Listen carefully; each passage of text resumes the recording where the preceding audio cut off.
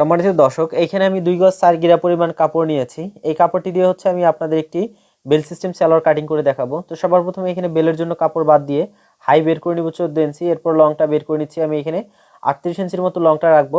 এরপর যে মার্কগুলো নিয়েছি বা যে মাপগুলো নিয়েছি এগুলো হচ্ছে সুন্দরভাবে মার্ক করে নিব।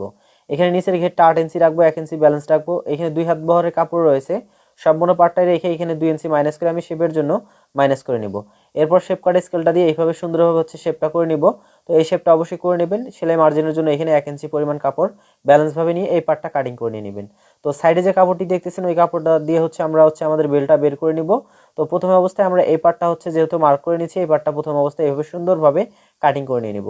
এখানে হচ্ছে আমি 1 ইঞ্চির মতো পরিমাণ হচ্ছে ভাঙাড়া দিব, এই জন্য এখানে চিহ্নটা দিয়ে নিলাম। এরপর এখানে টুকরো কাপড় দেখুন, এখানে হচ্ছে 2টা পার্ট আছে, যেহেতু এই কাপড়ের পরিমাণ বেশি রয়েছে সেক্ষেত্রে আমি এখান থেকে এই পার্টটা হচ্ছে 2টা পার্ট করে নিব।